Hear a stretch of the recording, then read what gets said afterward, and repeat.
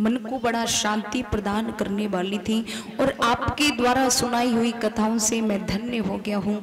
लेकिन महाराज मैं आपसे एक प्रश्न करना चाहता हूँ कि आप अपनी बाणी से मुझे कुछ शब्द महाभारत के बारे में सुनाने की कृपा करें।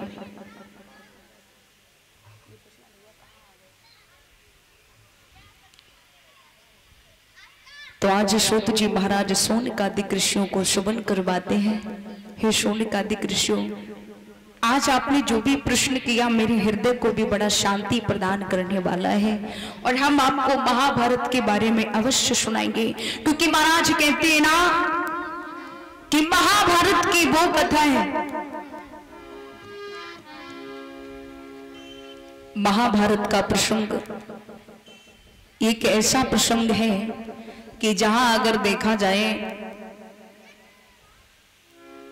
कि थोड़े से अभिमान ने, यह भी कहा जाता है कि मानव को अपने जीवन में कभी अभिमान नहीं करना चाहिए, थोड़ा सा अभिमान मानव के जीवन में पतन कर देता है।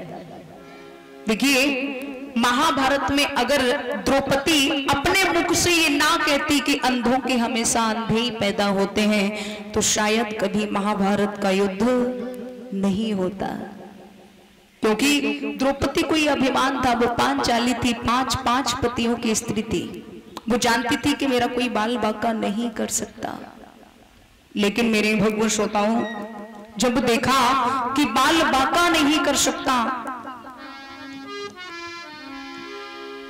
और आज तक देखा जाए चाहे वो राम रावण का युद्ध हो, चाहे वो महाभारत का युद्ध हो, विद्वान कहते आज तक जितने भी युद्ध हुए वो सब औरतों के पीछे हुए, मरे आदमी।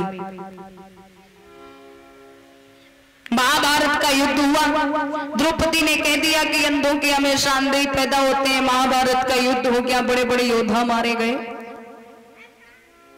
लेकिन कहा जाता है इतने युद्ध हुए, बहुत से पुरुष मारे गए, लेकिन आज तक किसी मर्द की लड़ाई में कोई औरत लड़वे को गई और आज तक वो मारी गई हो तो बताओ, कभी ऐसा हुआ?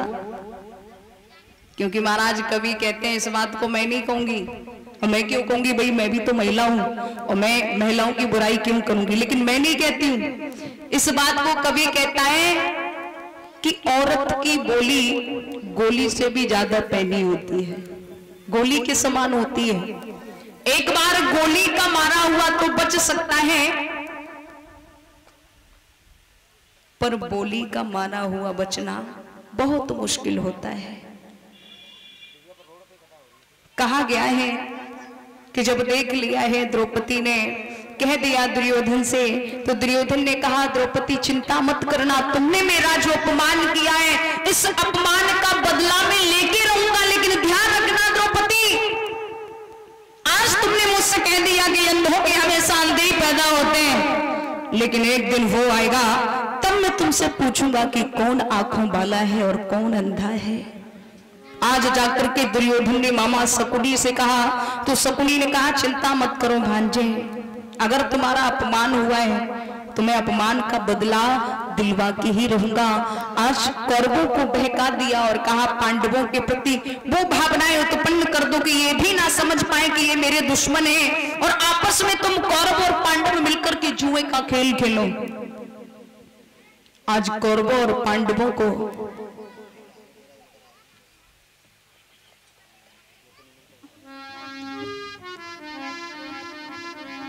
लेकिन मेरे भव्य श्रोताओं, आज पांचों पांडवों से मिलकर के कहा है दुर्योधन ने धर्मराज से, हे धर्मराज आज हम सभी मिलकर के आपस में भाई भाई मिलकर के जुए का खेल खेलेंगे। धर्मराज ने कहा मैं ये अधर्म की नीति पर नहीं जा सकता हूं। बोले नहीं पागल हो, आज हम सभी मिलकर के जुए का खेल खेलेंगे।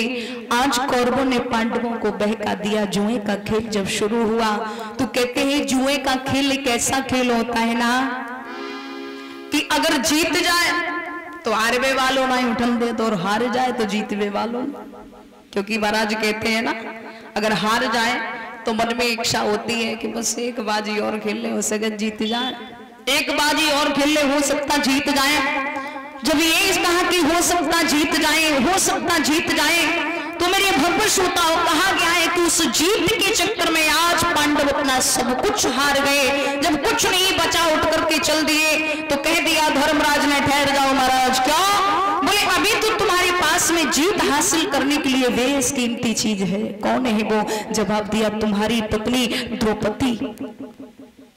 आज कौरवों की बात में आकर के आज पांचों पांडवों ने द्रौपदी को भी दांव पर लगा दिया। जब द्रौपदी को दांव पर लगा दिया, लेकिन वो कौरवों की चाल थी, आज पांडव द्रौपदी को भी हार गए। तो कह दिया है, जाओ दुशासन, उस द्रौपदी को सभा में खींच करके लाया जाए। और मैं ये देखना चाहता हूं कि द्रौपदी ने हमसे कहा था कि अंधों के हमेशा अंधे ही पैदा होते हैं। आज मैं देखना चाहता हूं कि कौन अंधा है और कौन आंखों वाला है। आज द्रौपदी के पास में जब दुशासन पहुंचे, कहा, भाभी भैया दुर्योधन ने तुम्हें सभा के मध्य में बुलाया। समझ गई द्रौपदी। कहा, हे दुशासन, जहां पर बड़ी बड़ी धनुर्धर बैठे हुए बाबा भीष्म पितामह, द्रुदोध, अश्वत्थामा, कृपाचार्य, जहां बड़ी बड़ी महारथी उन लोगों के बीच में भला मैं क्या करूंगी जाके। जब द्रौपदी न जाने से इनकार करने लगी, उसी समय मेरे श्रोताओं, आज दुशासन ने द्रौपदी के केस पकड़ के घसीटना शुरू कर दिया, सभा के बीच में ला करके खड़ा कर दिया। दुशासन आज देखा, दुर्योधन ने हंसने लगा और कहा, कहो द्रौपदी, तुमने कहा था कि अंधों के हमेशा अंधे ही पैदा होते हैं।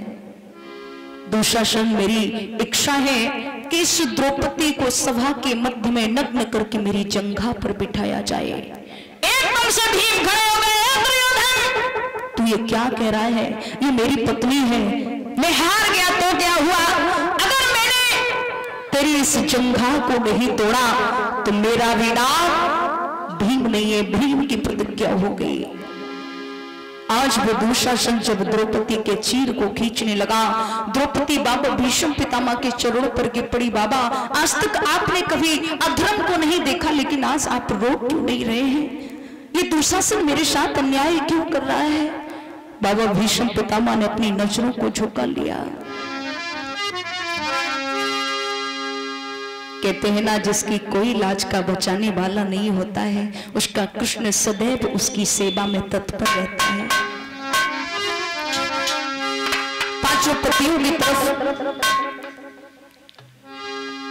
जब मदद की गुहार लगाई, पांचों पति भी अपना सर झुका करके बैठ गए हैं। तो आज द्रौपदी ने भगवान को याद किया, मेरे गोविंद, अगर तू नहीं आया तो कौन समझेगा कि तू मेरा भाई है? कौन समझेगा कि तू भगवान है?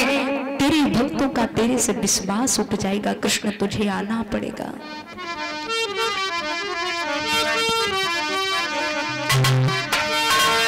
बार बार मैं